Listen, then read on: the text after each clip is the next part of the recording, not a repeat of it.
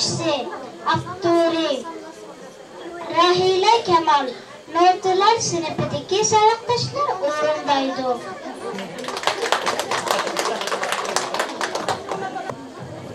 Sözlük Davuşlar Bağçısı Uygur ana tiliminin gülzarıda biz 8 sözlük tavuş namımız, kıymetimiz hem çeksiz.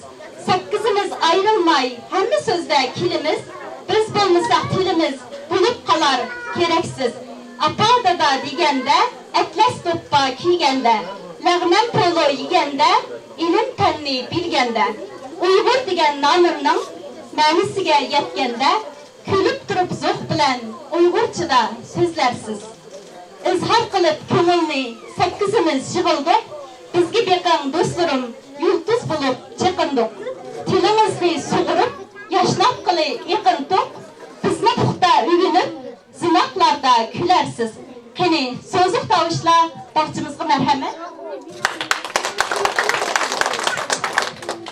Bugün çaylak anamdaki adurmen, alma desem hoş gelmem, yalğız kelsem aydurmen.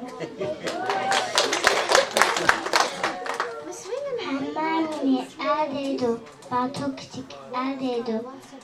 Kışkırdıysam dostum, vatandaki yerdeydi. İyi.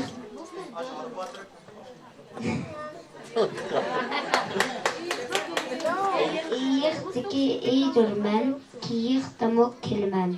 Esilmeyeceğiz bulgaşqa, eyriq damok kilmen. Bir digende arda, işki deyse işkiret, ine mini idiyse mihren akarta ebed. Orgak Osman, ormanda mağrur kölüp turimen. Polo yisa bağlar, kuş kuvvetke tulimen.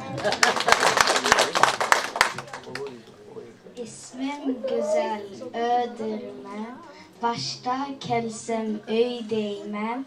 Öl desem ölmeymen, hüsnem güzel söydeymen. Mola bilen hoş bulup yazıvaldım bu anı. Onu lisemindeki yardımcı olmayı. Hücmet ise külüme, harap naynin kıymen. Güzelan beni evdeydi, güzellerinin gülüme.